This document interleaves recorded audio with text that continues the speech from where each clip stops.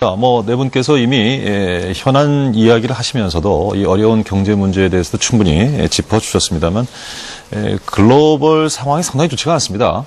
여러 가지가 지금 우리 경제에 미치는 영향이 우려스럽다로 지금 보고 있는데 내부적으로도 좀 가계부채 문제 지금 상당히 심각하고요. 이도 직결되어 있는 것이 부동산 문제 아니겠습니까? 이런 문제라든가 소득 불균형이 점점 심화되고 있다. 여러 가지 좀 문제가 나와 있습니다. 그래서 각 당이 현재 우리 그 경제 현실에서 가장 큰 문제라고 보고 있는 것이 어떤 것인가? 이 말씀을 공통 질문으로 좀 듣겠습니다. 그래서 그 인식, 진단이 나오면 자유토론에서 해법도 나오리라고 보고요. 자, 그렇게 해서 사회자 공통 질문 먼저 국민의당 최이배 의원께 답변 기회 드리겠습니다. 예, 경제 분야에 대해서 말씀을 드린다면 불공정, 불평등을 말씀드리지 않을 수가 없습니다. 지금 한국 사회에서 가장 심각한 문제라고 생각이 되고요.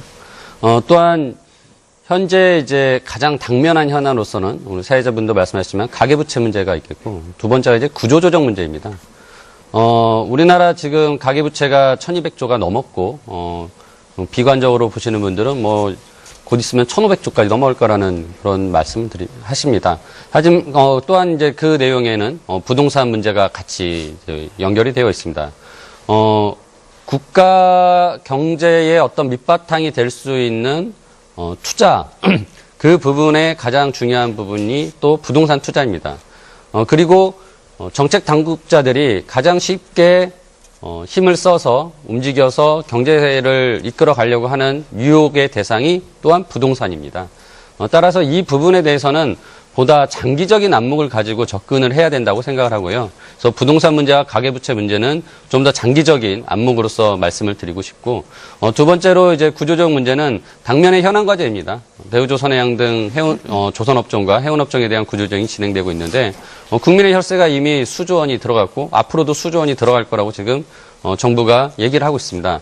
과연 이러한 구조조정 방식이 맞느냐? 이거는 또 장기적으로 보면 한국의 경제가 저성장 국면으로 들어가면서 기존에 우리가 가지고 있었던 산업들이 이제는 더 이상 성장 동력이 될 수 없다라는 문제까지 연결이 됩니다. 따라서 신성장 산업을 찾기 위한 노력까지 우리가 같이 고민을 해야 된다라고 말씀드릴 수 있고요. 저희 국민의당에서는 그런 부분에 있어서 지난 총선 때 계속적으로 말씀을 드렸던 내용이 새로운 제4차 산업혁명을 준비하기 위해서 교육혁명, 기술혁명, 그리고 창업혁명, 신성장 산업의 육성까지 말씀을 드렸습니다. 그래서 이런 부분들에 대해서 현재 국회에서 준비하고 있고, 또한 올해 예산심의와 법안심의에서 이런 내용들이 반영될 수 있도록 최선을 다하도록 하겠습니다. 예, 윤수아 의원님. 예, 제가 답변해 주시면 되겠습니다. 예. 실제 이 경제 문제도 어디에서 원인이 있느냐, 그 원인을 정확히 좀 살펴봐야 됩니다. 실제로 박근혜 정부의 창조 경제, 문화 융성 경제 참 단어 좋습니다. 그런데 이렇게 창조적으로 나라 경제 망쳐먹은 것은 제가 보지를 못했습니다. 그리고 글로벌 이야기합니다. 해외 순방 다니면서 수많은, 심지어 제가 보건복지위원회에 있는데요, 우간다, 케냐, 에티오피아의 개발도상국에 대한 난민 사업까지 소위 비선 실세들에 개입되어 있습니다. 정말 글로벌 이야기하면서 해외 순방 다니면서 글로벌하게 국제적 망신시키는 이런 부분입니다. 그래서 경제를 이야기할 때는 우리가 그동안에 가지고 있는 경제 정책을 이야기하는 것이 아니라 무엇부터 해결해야 되느냐. 그래서 제가 정치와 경제가 따로 분리되어 있지 않습니다. 지금은요, 대통령을 하야 하는 것이 이 불확실한 문제를 먼저 제거하는 것이 경제적 안정을 취하는 1차적 과제다. 이것을 먼저 말씀드리고요. 가계부채입니다. 빚 주고요, 돈 빌려주고 집 사라 해가지고 전세값 폭등했고 아파트값 폭등했습니다. 박근혜 정부 이어서 들어서서요, 14번이나 부동산 정책 냈습니다. 그것으로 경기 부양해보겠다는 70년대 방식입니다. 이것으로 인해서 지금 가계부채가 이 지경에 이르렀습니다. 그래서 제2의 IMF 위기, 가계부채로 인한 IMF 위기론이 지금 오고 있는 것입니다. 특히나 미국 금리가 지금 인상이 된다면 저금리 6번이나 해서 1.25%까지 내려간 이 저금리 구조로 해서 돈 빌려주고 해서 가계부채 낸 부분은 지금 폭탄을 우리가 안고 있는 것입니다. 이거 언제 터질지 모릅니다. 미국의 서프라임 모기지론과 같은 사태가 우리한테 안오란 보장이었습니다. 예. 그래서 이 문제에 대한 대책이 시급하다 이렇게 생각합니다. 예, 다음은 박용진 의원. 경제 상황, 아까 제가 비상이라고 말씀을 드렸고요. 이 경제 상황이 비상 상황인데 어느 수준까지 가고 있느냐면 그야말로 퍼펙트 스톰이다. 청년 실업의 문제, 금리 인상 문제, 가계 부채의 위기, 수출 하락, 그리고 5대 기업 부문의 구조조정 문제까지 정말 난제가 얽히고 설켜 있는 상황입니다. 근데 이런 상황에 또 암울하게 우리 경제를 뒤엎고 있는 것이 뭐냐면 바로 신정경 유착입니다. 경제 권력과 재벌이 결탁해서 만들어낸 경제적 특권과 시장의 불공정한 반칙을 어떻게 극복하느냐가 매우 중요한 문제인 것 같습니다. 그래서 다시 한번 정답은 경제 민주화입니다. 지금 삼성이라고 하는 우리 국민의 자랑, 그리고 세계 굴지의 기업이 어쩌다가 최순실의 딸 정유라에게 비싼 말이나 사주고 그 뒤치다거리나 하는 기업으로 전락하고 있는 겁니까? 그 핵심에는 바로 대통령이라고 하는 제왕적인 대통령 제도라고 하는 속에서 대통령의 모든 영향력을 행사할 수 있는 비선 실세에게 접근하면 시장에서의 불공정과 반칙 행위를 계속해서 향유할 수 있고, 그리고 우리 국민들이 가장 걱정하고 있는 부의 세습, 경영권의 황제적 경영권의 세습이라고 하는 것이 그대로 관철될 수 있다고 믿고 있기 때문 아닐까 저는 생각이 듭니다. 재벌의 황제 경영과 제왕적 대통령 제도가 엉켜서 만들어진 이 상황을 극복해내기 위해서는 경제 민주화라고 하는 답이 있을 수밖에 없고요. 따라서 우리가 지금 제4차 산업혁명으로 나가야 된다고 생각하는 시점에 지금 대한민국을 돌이켜보니 1970년대에 머물러 있는 이 상황을 이겨내기 위해서 다양한 법안들이 제출되어 있습니다. 그런데 안타깝게도 이 법안들이 통과되어야 될 때는 새누리당의 반대를 또 넘어서야 되는 상황입니다.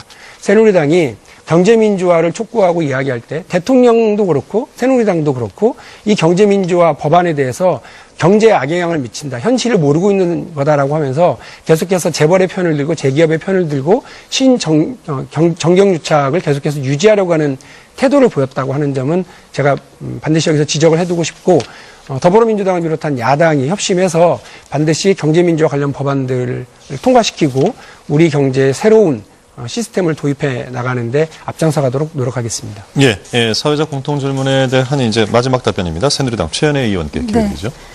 세계 경제가 위축돼서 우리 경제에 아주 큰 영향을 미치고 있습니다. 지난 9월 수출이 전년 대비 6% 감소했고 10월에는 18%나 감소했습니다. 승용차가 52%, 휴대폰이 31% 급감했는데요. 삼성전자의 갤럭시 노트 7 리콜 사태, 그리고 현대자동차 파업의 여파라고 생각을 합니다. 핀란드 경제를 이끌어가던 휴대폰 왕국 노키아가 몇 년 전 마이크로소프트에 인수된 것은 글로벌 무한 경쟁에서 밀려난 기업과 국가의 현주소를 여실히 보여주는 이야기라고 생각을 하고 남의 이야기라고 보아서는 안 될 것입니다. 또한 세계 경제의 패러다임이 제4차 산업혁명으로 급격히 변화되는 상황에서 우리나라에서 그 한진해운 사태, 조선업 구조조정 등으로 산업 기반이 무너지는 그런 총체적 위기를 맞고 있습니다. 그런데 현재 소위 잠룡으로 불리는 몇몇 야당의 대권 주자들을 보면 마치 사회가 깨끗해지기만 하면 경제는 저절로 좋아진다는 식의 좀 순진하고 안이한 인식을 보이고 있는 경우가 있습니다. 그러나 경제야말로 전 세계의 모든 나라, 모든 지도자가 다 고심을 거듭하며 해법을 찾고 있는 난제라고 생각합니다. 이제 경제야말로 정치의 모든 것이라고 해도 과언이 아닐 것입니다. 어제 판가름난 미국 대선 트럼프 대통령이 당선된 것을 보더라도 정말 서민들의 먹고 사는 문제가 성추문과 온갖 막말 스캔들을 이긴 그런 사건이라고 볼 수밖에 없지 않겠습니까? 이제 어제 그 트럼프 대통령의 당선 이후에 새로이 질서가 들어서게 될 신고립주의, 또 보호무역주의 기조 강화 등으로 인해 이제 벌어지게 될 세계 경제 질서의 우리가 어떻게 대처해 나가느냐 하는 것이 바로 한국 경제가 풀어나가야 할 근본적인 과제라고 생각을 합니다. 그러면서 그동안 우리 정치가 기업 활동을 위축시키고 발목 잡아왔다는 또 국민들의 비판도 있었음을 우리가 뼈저리게 느끼고 정치권에서도 이러한 경제가 모두라는 그런 인식의 변화가 필요한 시점이라고 생각합니다. 예. 사회적 공통 질문에 대한 네 분의 답변 잘 들었습니다. 고맙습니다. 이제 바로 자유 토론으로 들어갈 텐데요. 네 분께서는 상대방 시간까지를 포함해서 시간은 좀 안배를 하시면서 말씀을 해주시면 더 좋을 것 같습니다. 이건 뭐 사회자가 참고로 말씀을 드리는 거고요. 문제 제기를 여러 가지를 해주셨습니다만 소주제를 뭐 굳이 나누지는 않겠습니다만 이를테면 이제 심각한 주제로 부동산과 가계부채 문제가 지금 이 위기와 관련해서 이제 제안이 나왔고요. 또 이를테면은 그 노동 문제 얘기도 좀 나왔던 것 같습니다. 그래서 이런 것을 위주로 해서 뭐 시간이 많다면은 꼭 분리해서 나가겠습니다만 뭐 서로 연결되어 있는 주제이기 때문에 좀 강조점을 뭐 두고 말씀을 하셔도 좋을 것 같습니다. 일단 시작은 지금 상당히 많은 분들이 관심을 기울이고 있는 이 부동산과 가계 부채 문제. 사실 제일 심각한 문제들 보고 있으니까요. 이것으로 좀 자유토론의 문을 열어주셨으면 좋겠는데 어떤 분이 먼저 시작해 주셨습니다. 예, 이번엔 저 세 분이 동시에 들으셨는데 예, 저 시간이 제일 많이 남으신 분께 제가 기회를 드리겠습니다. 최이배 의원인데. 예. 예. 이제 부동산 문제에 앞서 윤수아 의원님도 이제 빚내서 집 사라라는 이제 정책이었다라고 예. 말씀하셨는데요. 인위적인 부동산 부양을 통해서 아무튼 경제를 좀 성장률을 높여보려는 그런 유혹 때문에 이러한 일들이 벌어지고 있다고 생각합니다. 즉 장기적인 안목이 아니라 굉장히 단기적인 그 안목을 가지고 이제 정책을 했다라고 생각하는데요. 그러다 보니까 이제 집값이 뛰어지고 가수요, 투기 수요가 만들어지고 그런 과정에서 결국은 우리나라는 공급을 늘렸는데 집값이 떨어지기보다는 오히려 공급이 늘어나는 과정에서 분양가가 올라가니까 덩달아 기존 주택의 가격까지 올라가는 이상한 시장 구조를 가지고 있습니다. 이러한 그 현재의 과정에서의 그 부동산 시장의 이제 왜곡 현상을 제대로 장기적인 관점에서 접근을 해야 된다고 생각을 하고요. 정부가 2013년에 이제 4.1 대책으로 내놨는데 그때 당시에는 또 보금자리 주택, 국민들의 주거 안정에 가장 그나마 효과 있고 좋은 정책이었다고 생각했던 보금자리 주택에 대해서는 공급 물량을 축소한 바가 또 있었습니다. 그 이후에는 지속적으로 기업형의 어떤 주택 공급을 유리하게 해주는 정책들이 이루어졌고요. 하나같이 큰 틀에서 보면 박근혜 정부가 지금까지 얘기했던 규제 완화 쪽에 초점을 맞추면서 그게 투자를 유도하고 시장을 공급을 늘리겠다. 하지만 그 결과물은 결국은 집값을 더 띄었다라고 평가를 할 수 있겠습니다. 따라서 이제 투기 심리와 가수율을 잡기 위한 그런 노력들이 필요할 것이고요. 그 과정에서 가계부채 역시 이제 늘어났다고 생각을 합니다. 현재 저희 국민의당에서 생각하고 있는 이제 대책들이 몇 가지 있습니다. 어떻게 보면 박근혜 정부가 들어서서 규제를 완화해줬던 것을 제자리 찾게 하는 부분이라고 할 수 있겠는데요. 이제 청약 규제를 완화했었는데 그 부분을 다시 강화를 해야 됩니다. 청약통장 가입 기간을 2년에서 1년으로 축소하면서 오히려 이 청약통장을 가지고 있던 사람들이 투기자가 될 수 있는 그런 유혹에 이제 빠지게 된 것 같습니다. 그래서 그 부분에 대해서 다시 한번 기간을 더 2년으로 확대를 해서 청약 규제를 좀 더 강화해야 된다라는 말씀드리고요. 또한 전매를 이제 분양권 전매에 대해서 또 규제를 완화한 바가 있었습니다. 이거 역시 결국은 투기 수요를 부추겼다고 생각합니다. 그래서 이 역시 다시 전매를 금지하는 쪽으로 방향을 잡고 가야 되고 다만 그 과정이 너무 지나치게 빠르게 가면 안 되기 때문에 이 부분은 투기 수요가 많은 지역들을 중심으로 먼저 단계적으로 이루어지면은 좀 더 시장이 안정되는 데 도움이 될 거라고 생각합니다. 또한 재당첨 규제도 완화를 하였습니다. 비투기 과열 지구에는 민양주택 그 재당첨 제한 기간을 5년으로 있었던 것을 폐지해 가지고 더 많은 사람들이 주택을 두 채를 가질 수 있도록 하는 길을 열어줬다고 생각합니다. 따라서 이 부분 또한 다시 규제를 강화를 함으로써 부동산 시장의 투기 또는 과열을 잠재우는 것이 부동산 시장에 대한 바른 길일 뿐만 아니라 결국은 이 부분이 가계부채까지도 줄일 수 있는 그런 효과가 나타날 것이라고 생각합니다. 예. 네, 제가 말씀드리겠습니다. 아까 유명한 서프라임 모기지론으로 미국 경제가 무너졌습니다. 그리고 일본이 잃어버린 10년이 시작된 것도 역시 가계대출 부분이었습니다. 지금 우리가 1분기에요. GDP 대비해서 88.8%의 가계부채 비율. 이거 주요 42개국 중에서요. 세 번째로 높은 비율입니다. 미국이 70%대입니다. 일본도 60%대입니다. 그래서 제가 시한폭탄이라고 하는 거죠. 이것은 정말 우리 국민들의 여기에 대한 대비책을 지금이라도 세우지 않으면 안 된다. 그래서 최이배 의원께서도 말씀하셨는데 이렇게 부동산에 대한 모든 규제를 풀 것이 아니라 규제를 강화해야 된다. 그리고 전매권 매매라든가 이것을 제한을 해야 되고요. 또 후부장제도 분명히 검토를 해야 됩니다. 그리고 우리가 이제 DTI, LTV 이 부분도요. 다시 조정을 정상화해야 됩니다. 이렇게 막 풀어주는 게 아닙니다. 그래서 우리나라의 중요한 부분들에 있어서 한 가지 특징이 있습니다. 지금 30대, 40대 가계부채 비율이 대단히 높아지고 있다는 것이다. 가파른 상승을 보이고 있는데요.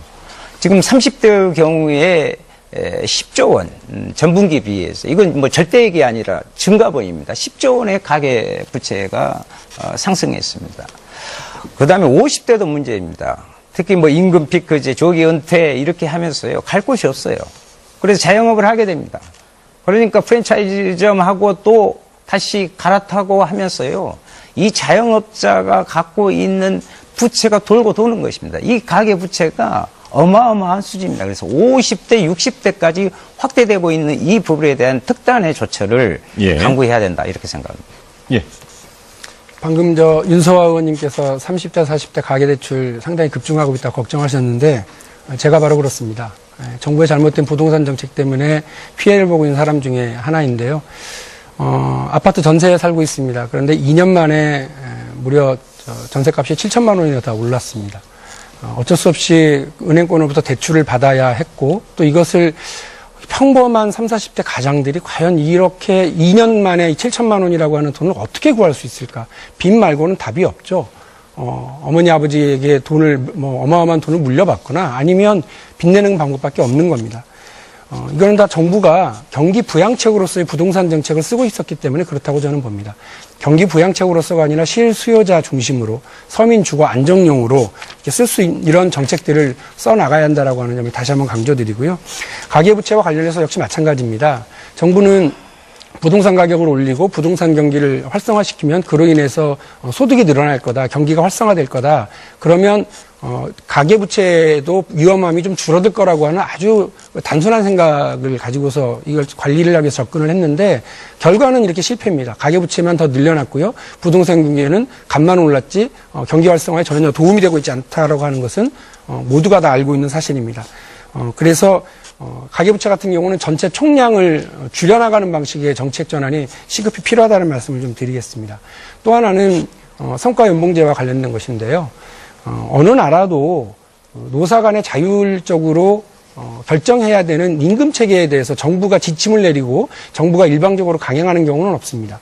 성과연봉제와 관련해서 미국과 일본에서는 그것을 전면적으로 시행하고 있지도 않고 또 시행했을 때 부작용이 엄청나다라고 하는 건 이미 여러 연구 결과에서도 드러나 있는 상태입니다.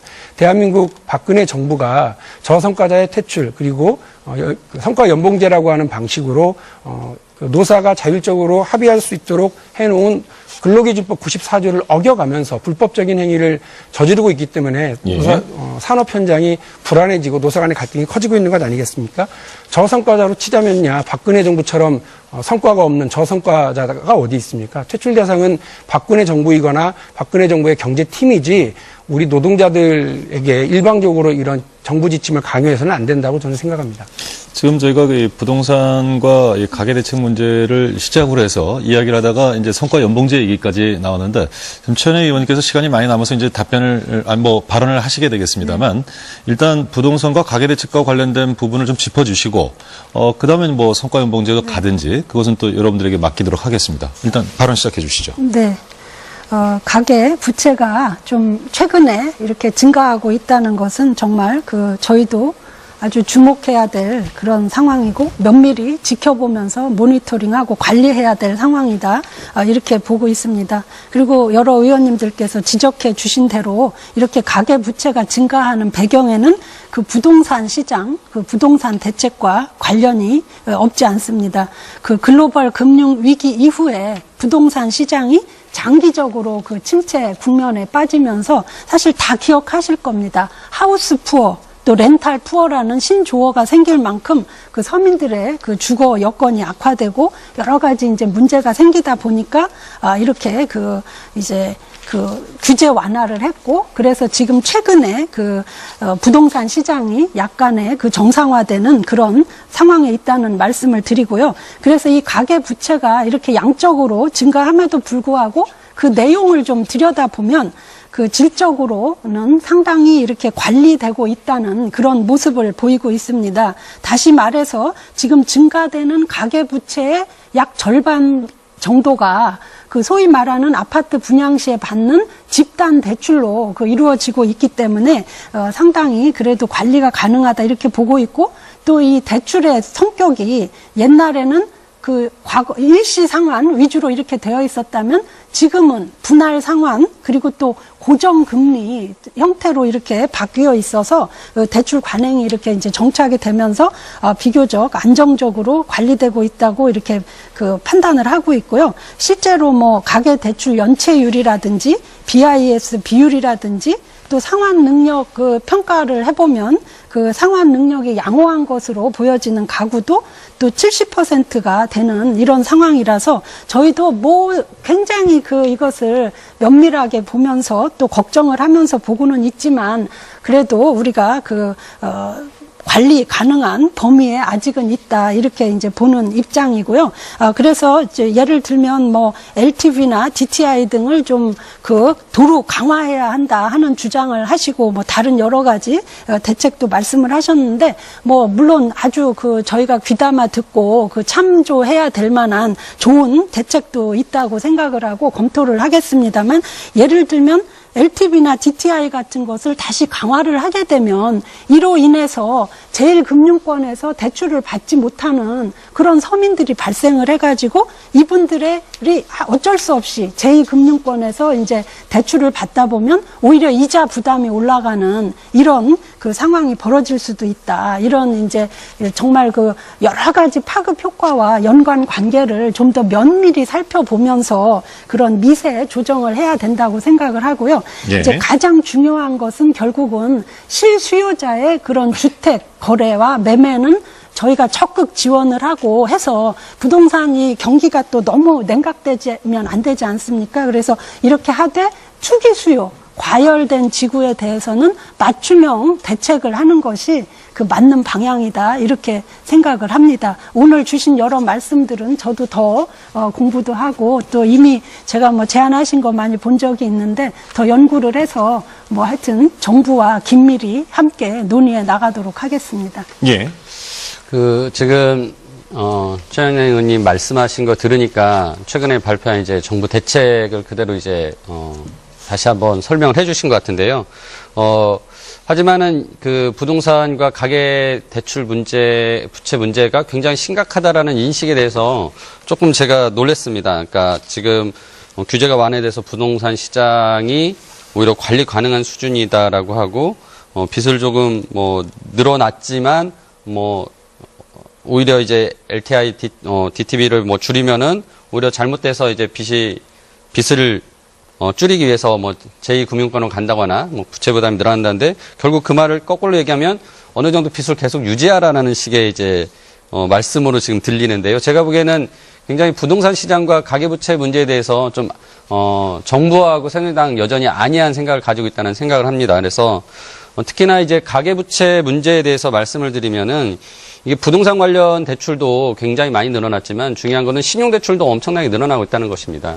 즉 일반적인 가계에서 신용대출을 받는다는 것은 결국은 소득이 부족해서 생활자금을 쓰기 위한 대출을 받고 있다라고 저희가 이제 해석을 할 수 있는데요.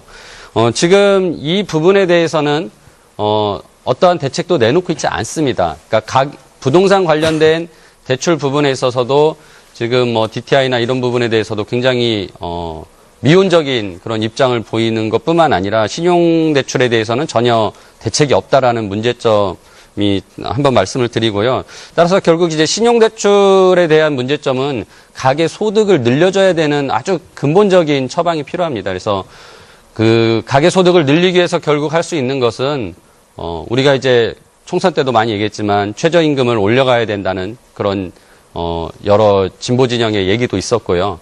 또한 이제 비정규직, 정규직 문제에 있어서 그런 일자리 문제도 같이 해결을 해야 됩니다. 예. 그래서 그런 근본적인 대안들을 국회에서 좀 논의할 수 있도록 저희 야당들이 계속 얘기를 하고 있는데 새누리당이 잘 거기에 응하지 않고 있습니다. 그래서 이후에 국회가 운영되는 과정에서 좀 협조를 부탁을 드리겠습니다. 예, 바로 반론하시겠습니까? 네, 예. 네. 제 말씀을 조금 오해하신 부분이 있는데 가계 부채 부분에 대해서 이제 관리가 가능한 수준으로 저희는 아직은 판단하고 있다. 그러나 면밀히 보고 있다는 말씀을 드린 거고요. 또 빚을 유지하는 것이 좋다 이런 게 아니라 이 기준을 더 엄격하게 하다 보면 결국은 제1금융권에서 대출받지 못하는 그런 서민들의 정말 영세한 서민들의 어떤 이자 부담이 높아질 수 있기 때문에 면밀하게 우리가 그럼 다양한 파급 효과를 검토하면서 대책을 마련해야 된다. 그런 취지로 말씀을 드린 것입니다. 예. 지금 뭐 이 정도 부동산과 가계 대책에 대해서는 이 정도면 아니면 더 논의를 이어가실 게 가계 부채 말고. 됐습니까? 그럼 이제 노동 문제 네, 예, 네, 아까 박용진 의원께서 네, 사실은 말씀하셨기 예, 때문에. 성과 연봉제 얘기를 하셨으니까 그리로 넘어가죠. 예. 네, 이제 뭐 가계 부채 특히 부동산 중심의 이런 한국 경제의 문제 그리고 재벌 중심의 문제 이런 부분들은 정치가 다 맞닿아 있죠. 한 가지 아마 최 의원님이 사장님으로 계실 때 하시지 않았나요? 임금피크제 네, 도입하셨죠? 도입했습니다. 네. 네.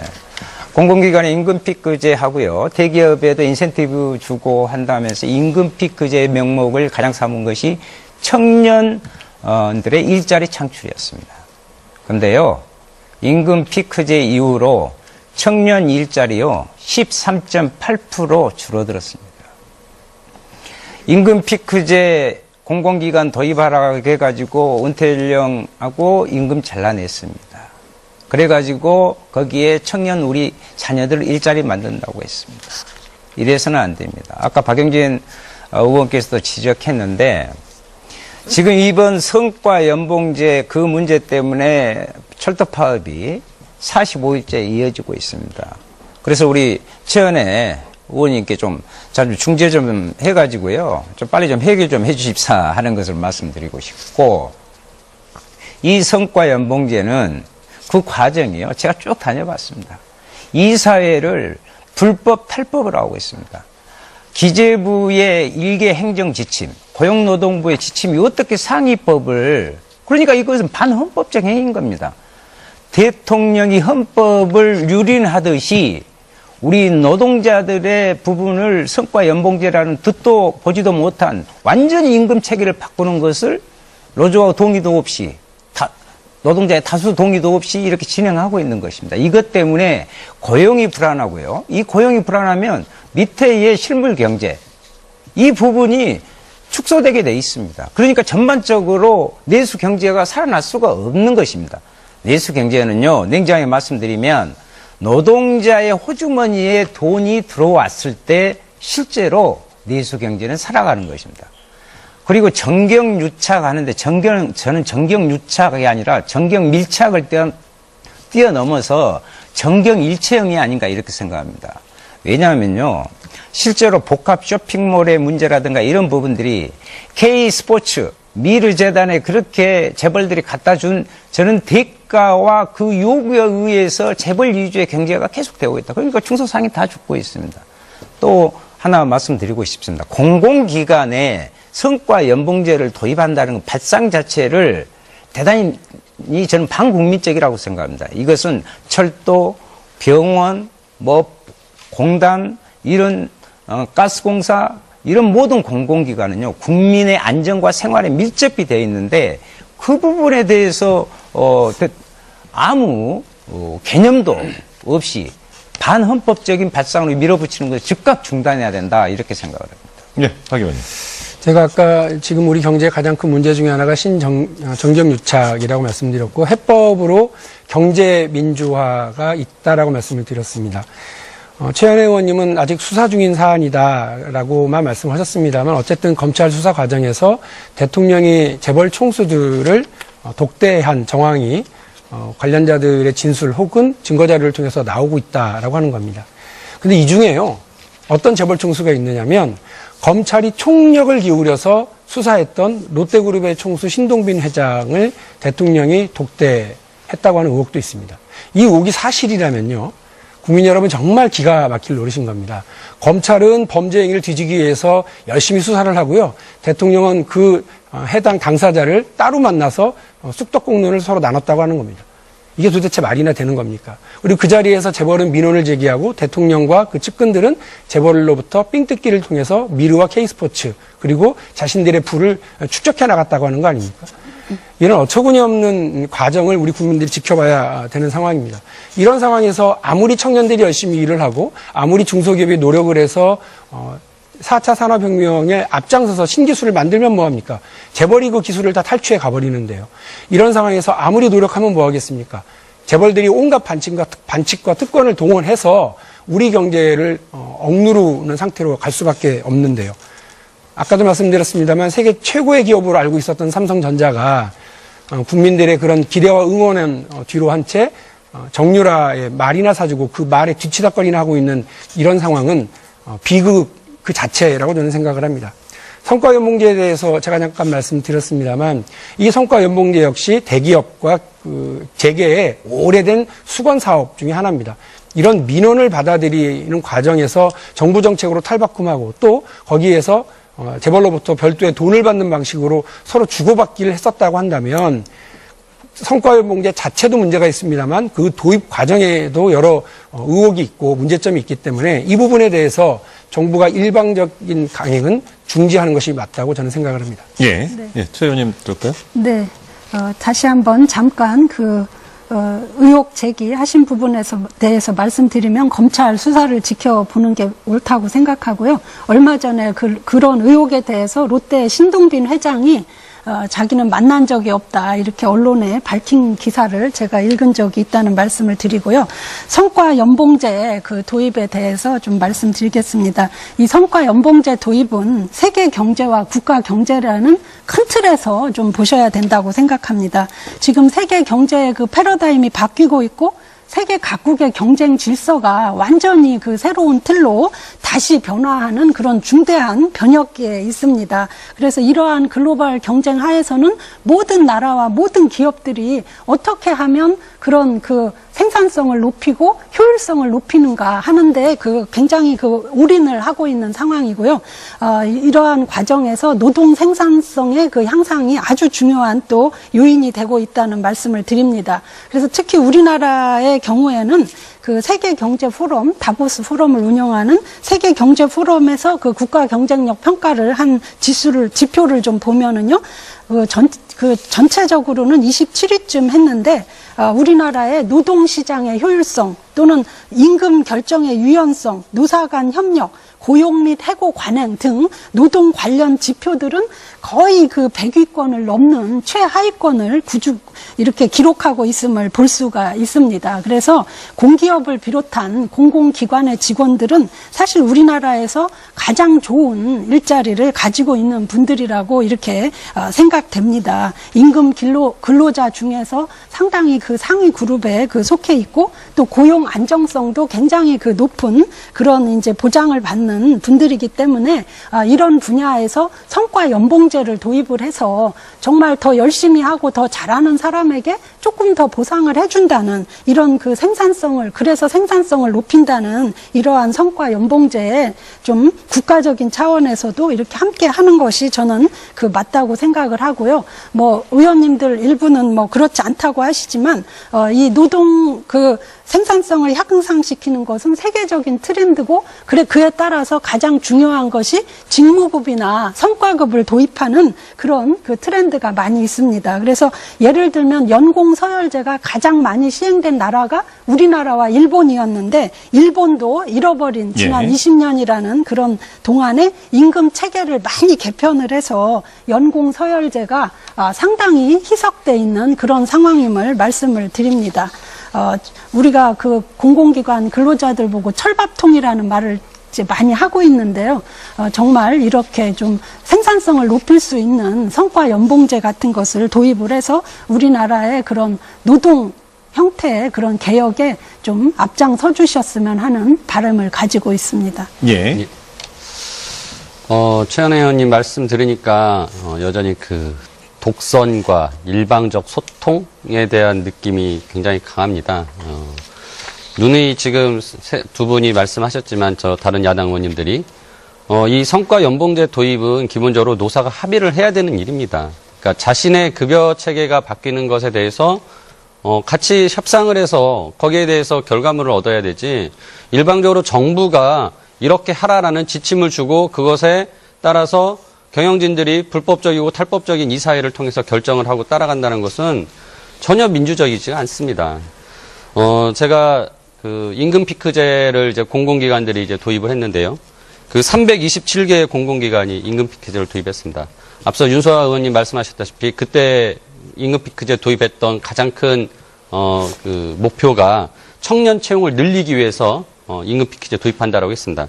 근데 327개 공공기관이 그 도입되는 당시에 102개의 그 공공기관은 청년 채용 목표를 설정하지도 않았습니다. 또한 225개가 채용 목표를 설정을 했는데 지금 제가 이번 국정조사 때 조사한 바에 의하면 120개는 채용이 전무합니다. 이러한 제도를 도입하고 목표를 설정했으나 전혀 이루어지지 않고 있는 그 노동 현장에서는 정부의 이런 일방적인 제도들, 추진하는 정책들을 믿을 수가 없습니다. 따라서 성과연봉제, 지금 노사 합의 없이 이루어지는 부분도 말씀은 되게 근사하게 노동 생산성을 높이고 뭐 효율성을 높이고 많은 좋은 말들로 포장해서 이루어지지만 정부의 신뢰가 없는 상황에서는 이런 일을 절대 진행이 안 되는 것입니다. 따라서 정부가 일방적으로 독선적으로 할 것이 아니라 노사 자율적으로 할 수 있도록 분위기를 만들어주고 노사가 같이 머리를 맞대고 일을 해야 됩니다. 이 부분에 대해서 제가 한 가지 또 추가하고 싶은 말씀은 예. 현재 조선업종, 해운업종 산업 구조 조정이 엄청나게 진행이 되고 있습니다. 이 과정에서도 일방적으로 노동자들에게 고통을 전가시키고 있습니다. 그 분들에게 최소한 현재 구조 조정을 어떻게 할 것이냐, 정리해고는 어떻게 할 것이냐, 그런 것들을 같이 상의할 수 있는 파트너로서 노동자들을 같이 얘기하면 좋겠는데 현재 금융 당국과 뭐 산업은행 또 그다음에 경영진들은 일정 부분 전혀 소통을 하지 않고 자신들만 모여서 결정을 해서 노동자들에게 통보만 하고 있습니다. 얼마나 이게 억울하고 분한 일입니까? 노동자들 입장에서는. 따라서 모든 현재 구조조정이나 성과연봉제, 임금피크제 저는 노사가 대화를 통해서 이루어져야 된다라는 그 원칙을 좀 지켜주셨으면 좋겠습니다. 예, 괜찮으시면 윤 의원님 말씀을 듣고 선생님께 들어도 될까요? 아까 말씀하시길래 의원님 그 성과연봉제가 세계적 지금 트렌드가 아니고요. 제너럴 일렉트릭사하고요. IBM사에서 했다가 이미 폐기한 부분입니다. 그것을 말씀드리고 싶고 또 하나는 이 성과연봉제에 주목을 해야 됩니다. 지금은 노사합의관이 자율적으로 해서 국회 내에서 사회적 합의를 해서 이 문제를 국민의 안전과 연결된 공공부분이니까 이렇게 합니다. 왜 이렇게 성과연봉제에 대한 구체적인 설계조차도 없습니다. 몇 개월 만에 이렇게 밀어붙이고 있는 건데 왜 이럴까요? 그 결과는 딱 하나 있습니다. 공공기관의 알짜 공공기관을 민영화해서 먹으려고 하는 그 대자본의 대재벌들의 요구가 있습니다. 그 길을 터주기 위한 전지 작업일 뿐이다. 이렇게 봅니다. 그래서 우리는 성과연봉제 문제를 단순히 임금체계로만 보는 것이 아니라 이것은 결국 우리가 갖고 있는 공공재를 기업에게 민간 기업에게 민영화하는 그 길을 터주고 있는 과정일 뿐이다라는 것을 말씀드리고 싶고요. 또 하나 있습니다. 철밥통 이야기 그렇게 하시면 안 됩니다. 그분들요, 철도도 원래 공무원이었습니다. 공사화됐습니다. 수십 년 동안 일해온 늙은 노동자들입니다. 그들이 6천만, 7천만 받는 것, 그것이 어쨌다는 것입니까? 또 하나 있습니다. 그러면 낙하산 인사로 내려와가지고 수억씩 받는 거의 이사장들, 그 양반들 성과 연봉 이제 해야죠. 성과하면 거기 살아남을 사람 아무도 없습니다. 그 사람들부터 하고 노동자들한테 의견을 묻든지 이런 것도 아니고. 그래서 제가 드리는 말씀은 성과 연봉제 부분은 불법이고 탈법이고 반헌법적인 것이다. 반노동자적인 것이다. 그래서 결국 경제에도 악영향을 미친다. 당장 그만두고 자율적인 교섭에 적극 나서야 된다. 이런 말씀 드리고 싶습니다. 예. 네, 시간이 상당히 부족할 것처럼 보이는데요. 우선 먼저 지와 국을 말씀하셨는데 성과 연봉제를 폐지했다고 이제 오해를 하고 계신데 한번 다시 물어보시면 성과 평가 방식을 개선했다는 것을 이제 말씀을 드리고요. 또 이것은 민영화 프레임과도 전혀 무관한 것이다. 이런 말씀 드리고 또 공공기관의 사장들은 이미 오래전부터 성과 연봉제로 그 연봉을 받고 있다는 말씀도 드립니다. 그리고 현재 그 120개 공공기관이 그 성과 연봉제를 도입했는데 70개는 자율적인 노사 합의에 의해서 이루어졌고 50개 정도는 그 지금 현재 뭐 하고 있고 이사회를 통해서 이제 했다는 그런 말씀도 드리고요.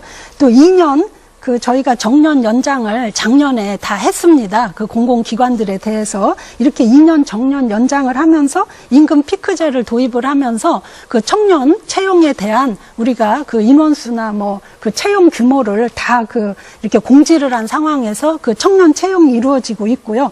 지금 이번에 그 성과 연봉제를 통해서 이렇게 그 청년 고용을 말씀을 드리는 것은 사실 2년까지 연공 서열제로 되면 그 초임자에 비해서 거의 3배가 넘는 그 봉급이 됩니다. 그래서 이렇게 고연봉자들에 대한 그 또 2년 그 정년이 연장되다 보니까 채용 여력이 전혀 없는 상황에서 이 청년 고용의 숨통을 터뜨리는 그런 하나의 방법이라는 말씀도 드립니다. 그리고 또 한 가지 자꾸 저성과자 퇴출하고 연결을 시키는데요. 저성과자 퇴출과는 평가 방식도 다르고 전혀 다르다는 그런 그 기준이 다르다는 말씀을 드리고요. 이미 공무원 4급 이상은 이걸 시행하고 있고 우리 철도공사 같은 그런 공공기관들도 2급 이상은 전부 이 성과 연봉제를 이미 오랜 기간 동안 시행을 해왔는데 이 중에서 성과가 낮다고 해서 퇴출된 예. 일은 없다는 말씀을 드립니다. 예, 이 말씀으로 최현혜 의원께서는 주어진 23분을 모두 소진하셨습니다. 이제 나머지 3분께만 발언 기회가 있는데요. 예. 마무리 발언 삼아서 말씀을 쭉 드려야 마무리 발언은 좀 따로 있고요. 지금 네. 제한된 시간을 충분히 쓰시면서 이 주제와 관련된 자유토론을 진행해 주시면 예, 됩니다. 알겠습니다.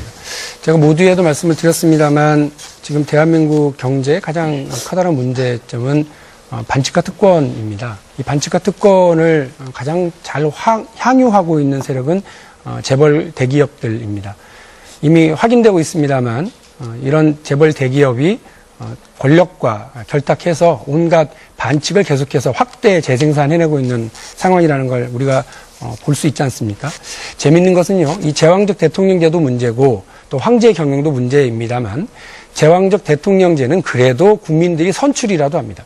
그런데 이 황제 경영의 핵심은 그 아버지가 아들에게 그냥 물려주고요. 그 아들은 또 그 자기 밑에 아들에게 다시 그 경영권을 세습을 하는데 이거는 어떠한 검증도 실력 검증도 거치지 않고 어느 국민도 잘 알지 못하는 채로 그러한 경영권이 세습된다고 하는 겁니다.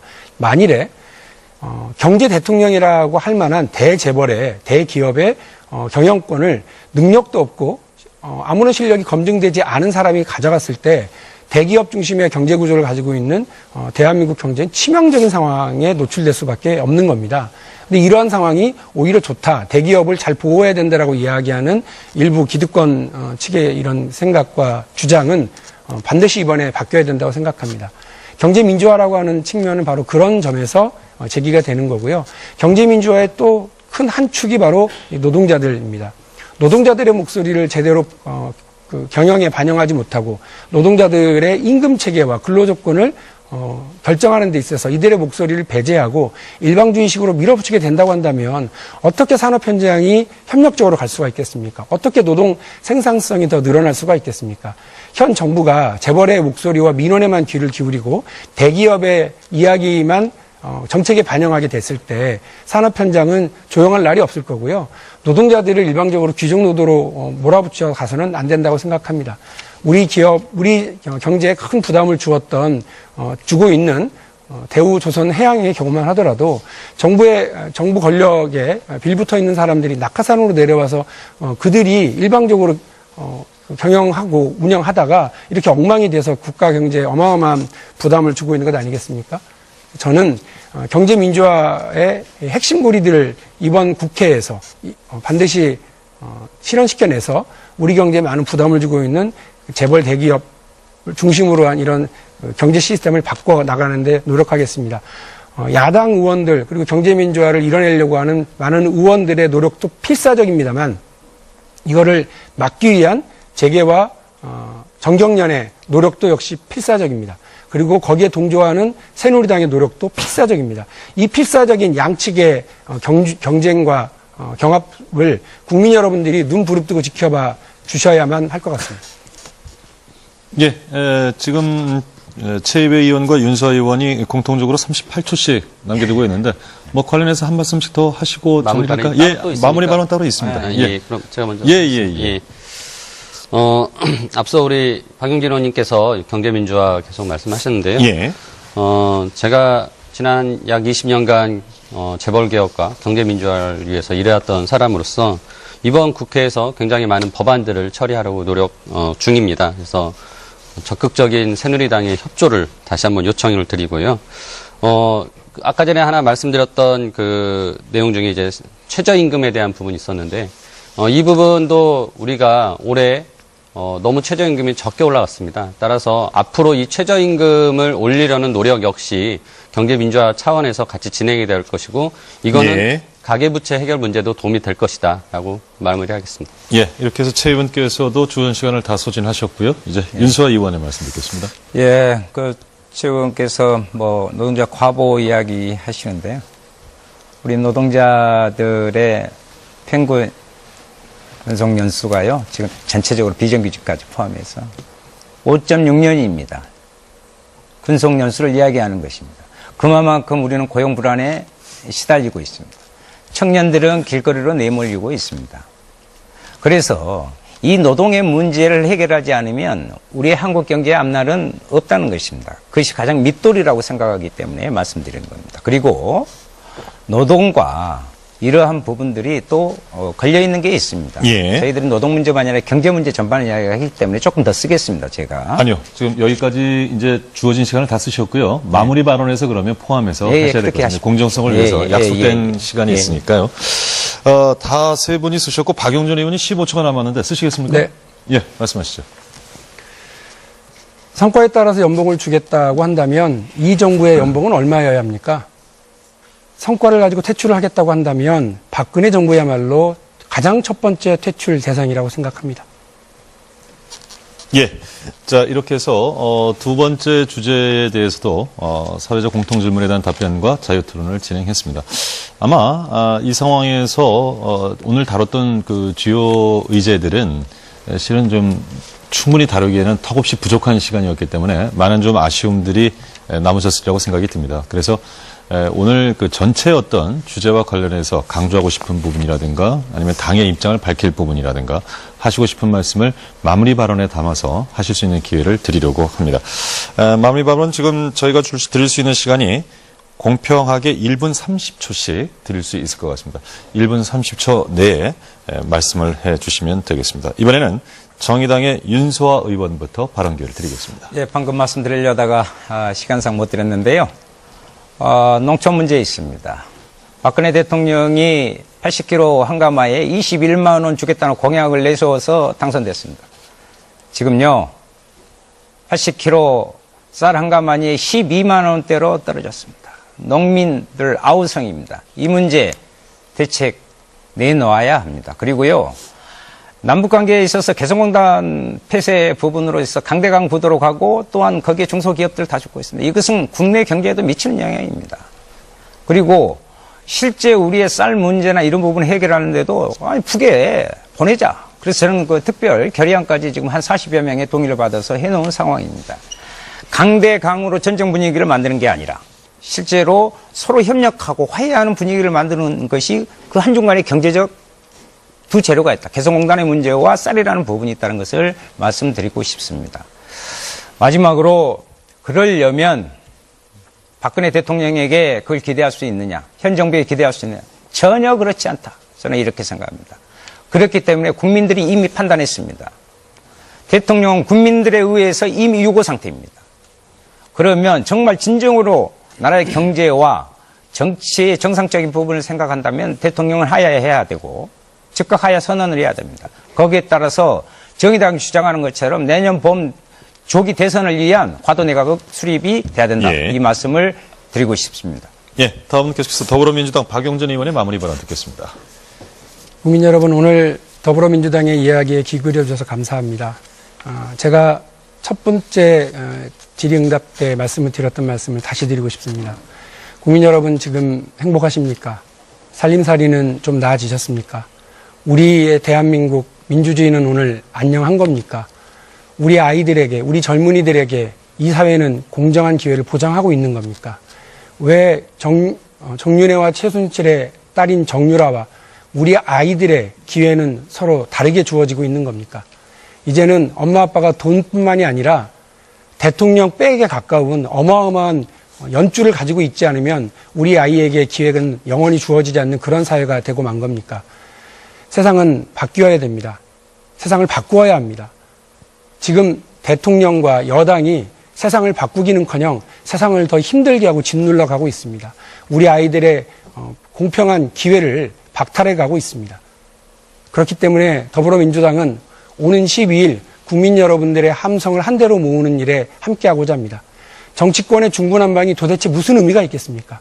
대통령이 저렇게 불통으로, 정부 여당이 저렇게 고집으로 일관하고 있으면 국민 여러분이 나서셔야 됩니다. 제1야당인 더불어민주당은 묵묵히 국민 여러분과 함께 더 나은 세상, 아이들에게 공정한 기회를 만드는 세상을 만들기 위해서 함께하겠습니다. 12일 광장에서 뵙겠습니다. 예, 다음은 새누리당 최은혜 의원께 마무리 발언 기회 드리겠습니다. 네, 국민 여러분, 오늘 토론 잘 보셨습니까? 3야당과 그 집권 여당인 제가 우리 여당의 정책에 대해서 어려운 상황이지만 진솔하게 말씀을 드렸습니다. 우리나라는 상황이 점점 더 어려워지는 것 같습니다. 영국의 브렉시트에 이어서 미국의 트럼프 대통령 당선으로 국제사회의 개방화, 또 세계와 그 협력 체계는 이제 안개 속에 빠져들었고 강대국들의 자국 이익 보호주의는 더욱 강하게 대두될 것 같습니다. 또 트럼프 대통령 공약에는 방위비 분담금 재논의, 또 주한 미군 철수 등이 들어있어서 우리의 그 안보 환경에도 아주 격변이 예상되고 있습니다. 이러한 어려운 시기에 국내 문제에 매몰돼서 한 발짝도 나가지 못하고 있는 우리나라의 현실에 참담함을 느끼며 또 죄송스럽게 생각을 합니다.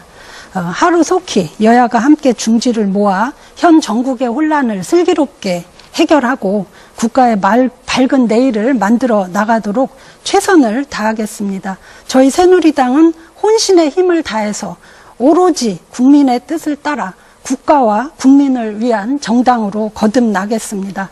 국민 여러분 다시 한번 용서해 주십시오. 감히 예. 인사 올립니다. 자, 마지막으로 국민의당 최이배 의원의 마무리 발언 듣겠습니다. 국민의당은 국민들의 분노와 불안을 모두 해결해 드리기 노력하겠습니다. 여러분들의 분노를 같이 하겠습니다. 광화문 12일 집회에서 볼 수 있을 것입니다. 또한 대통령, 청와대, 새누리당에 계속 요구합니다.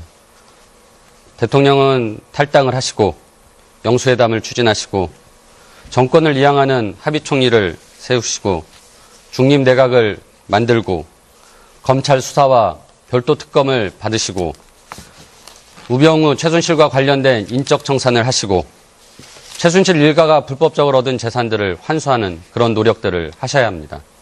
그런 노력 하에 국민들의 신뢰를 다시 얻는다면 앞으로의 헌정의 공백은 없을 것입니다.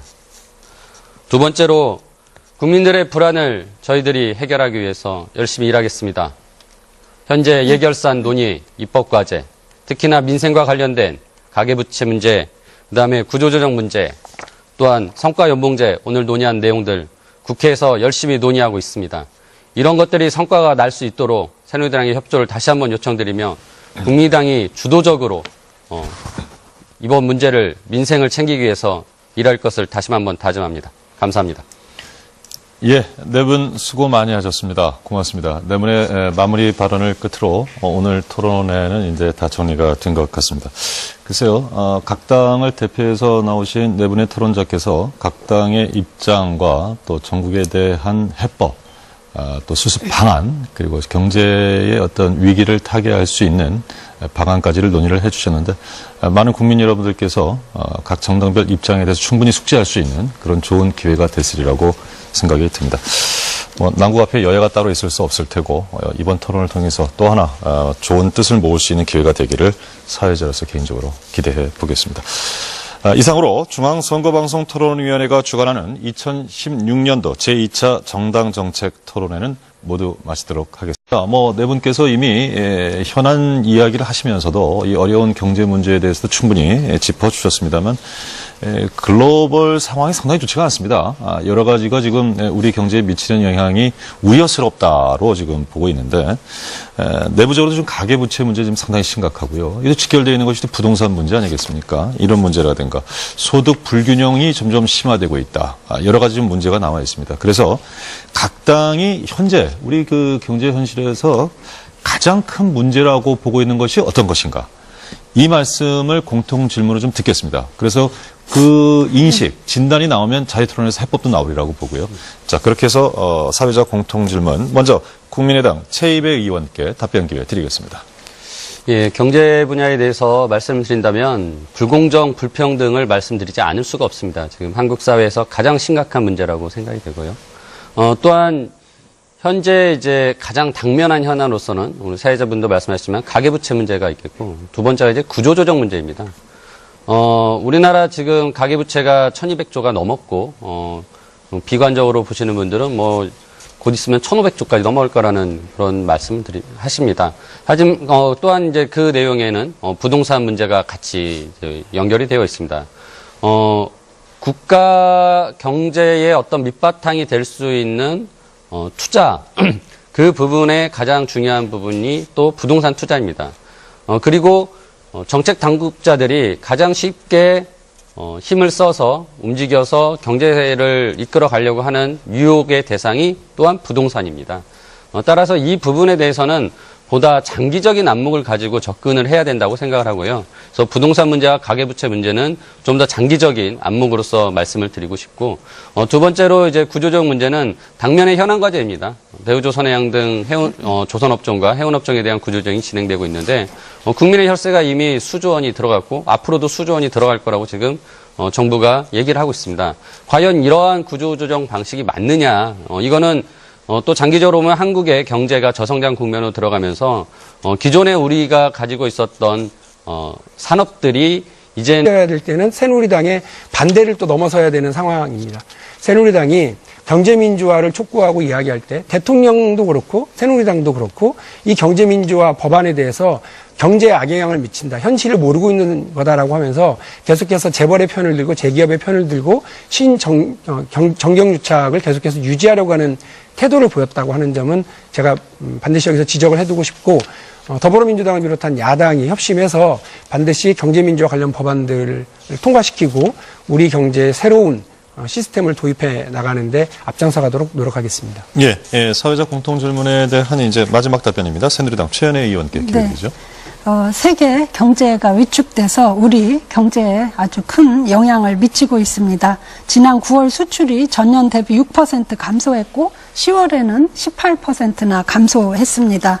승용차가 52%, 휴대폰이 31% 급감했는데요. 삼성전자의 갤럭시 노트 7 리콜 사태, 그리고 현대자동차 파업의 여파라고 생각을 합니다.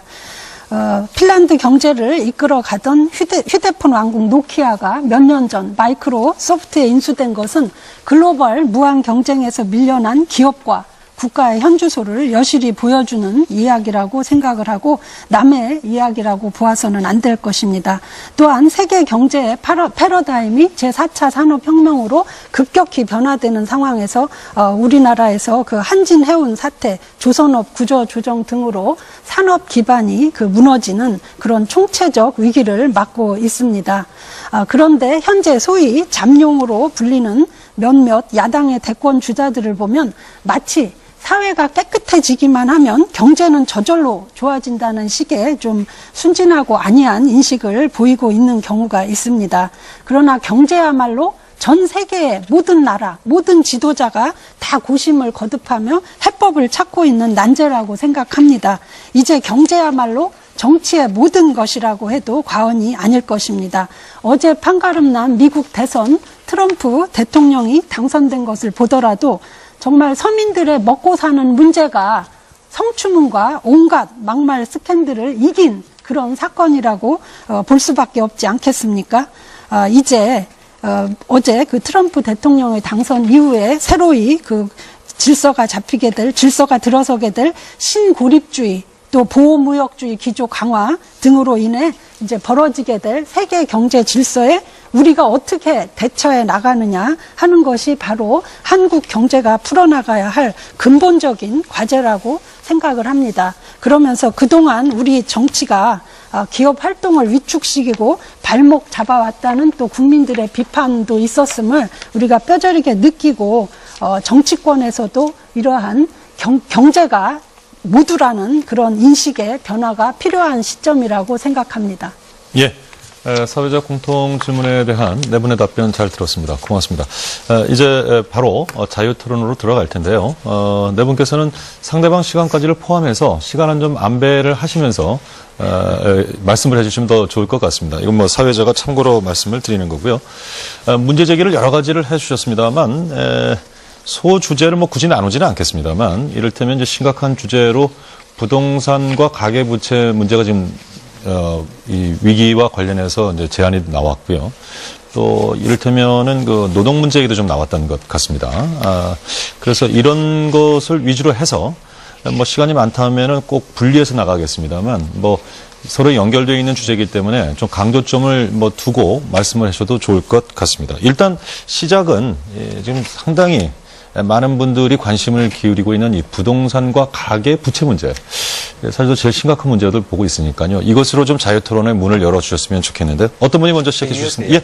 이번엔 저 세 분이 동시에 들으셨는데 예, 저 시간이 제일 많이 남으신 분께 제가 기회를 드리겠습니다.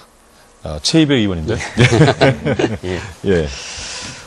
이제 부동산 문제에 앞서 윤서님도 이제 빚내서 집 사라라는 이제 정책이었다라고 예. 말씀하셨는데요.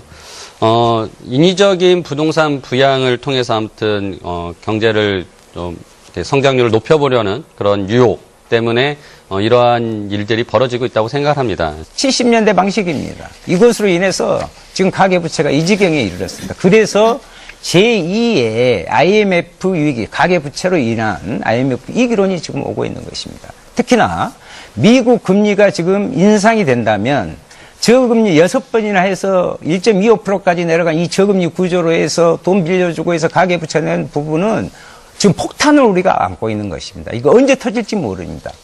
미국의 서프라임 모기지론과 같은 사태가 우리한테 안오란 보장이었습니다. 예. 그래서 이 문제에 대한 대책이 시급하다 이렇게 생각합니다. 예. 다음은 박용진 의원님. 경제 상황, 아까 제가 비상이라고 말씀을 드렸고요. 이 경제 상황이 비상 상황인데 어느 수준까지 가고 있느냐면 그야말로 퍼펙트 스톰이다. 청년 실업의 문제, 금리 인상 문제, 가계 부채의 위기, 수출 하락, 그리고 5대 기업 부문의 구조조정 문제까지 정말 난제가 얽히고 설켜 있는 상황입니다. 그런데 이런 상황에 또 암울하게 우리 경제를 뒤엎고 있는 것이 뭐냐면 바로 신정경 유착입니다. 권력과 재벌이 결탁해서 만들어낸 경제적 특권과 시장의 불공정한 반칙을 어떻게 극복하느냐가 매우 중요한 문제인 것 같습니다. 그래서 다시 한번 정답은 경제 민주화입니다. 지금 삼성이라고 하는 우리 국민의 자랑, 그리고 세계 굴지의 기업이 어쩌다가 최순실의 딸 정유라에게 비싼 말이나 사주고 그 뒤치다거리나 하는 기업으로 전락하고 있는 겁니까? 그 핵심에는 바로 대통령이라고 하는 제왕적인 대통령 제도라고 하는 속에서 대통령의 모든 영향력을 행사할 수 있는 비선 실세에게 접근하면 시장에서의 불공정과 반칙 행위를 계속해서 향유할 수 있고, 그리고 우리 국민들이 가장 걱정하고 있는 이 부의 세습, 황제적 경영권의 세습이라고 하는 것이 그대로 관철될 수 있다고 믿고 있기 때문 아닐까 저는 생각이 듭니다. 재벌의 황제 경영과 제왕적 대통령 제도가 엉켜서 만들어진 이 상황을 극복해내기 위해서는 경제 민주화라고 하는 답이 있을 수밖에 없고요.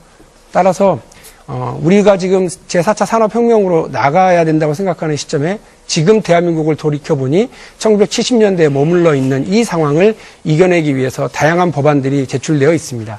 그런데 안타깝게도 이 법안들이 는 더 이상 성장 동력이 될 수 없다라는 문제까지 연결이 됩니다. 따라서 신성장 산업을 찾기 위한 노력까지 우리가 같이 고민을 해야 된다라고 말씀드릴 수 있고요. 저희 국민의당에서는 그런 부분에 있어서 지난 총선 때 계속적으로 말씀을 드렸던 내용이 새로운 제4차 산업혁명을 준비하기 위해서 교육혁명, 기술혁명, 그리고 창업혁명, 신성장 산업의 육성까지 말씀을 드렸습니다. 그래서 이런 부분들에 대해서 현재 국회에서 준비하고 있고, 또한 올해 예산심의와 법안심의에서 이런 내용들이 반영될 수 있도록 최선을 다하도록 하겠습니다. 예, 윤수아 의원님. 예, 제가 답변해 주시면 되겠습니다. 예. 실제 이 경제 문제도 어디에서 원인이 있느냐, 그 원인을 정확히 좀 살펴봐야 됩니다. 실제로 박근혜 정부의 창조 경제, 문화 융성 경제 참 단어 좋습니다. 그런데 이렇게 창조적으로 나라 경제 망쳐먹은 것은 제가 보지를 못했습니다. 그리고 글로벌 이야기합니다. 해외 순방 다니면서. 수많은, 심지어 제가 보건복지위원회에 있는데요. 우간다, 케냐, 에티오피아의 개발도상국에 대한 난민 사업까지 소위 비선 실세들에 개입되어 있습니다. 정말 글로벌 이야기하면서 해외 순방 다니면서 글로벌하게 국제적 망신시키는 이런 부분입니다. 그래서 경제를 이야기할 때는 우리가 그동안에 가지고 있는 경제 정책을 이야기하는 것이 아니라 무엇부터 해결해야 되느냐. 그래서 제가 정치와 경제가 따로 분리되어 있지 않습니다. 지금은요, 대통령을 하야 하는 것이 이 불확실한 문제를 먼저 제거하는 것이 경제적 안정을 취하는 1차적 과제다. 이것을 먼저 말씀드리고요. 가계부채입니다. 빚 주고요. 돈 빌려주고 집 사라 해가지고 전세값 폭등했고 아파트값 폭등했습니다. 박근혜 정부 이어서 들어서서요. 14번이나 부동산 정책 냈습니다. 그것으로 경기 부양해보겠다는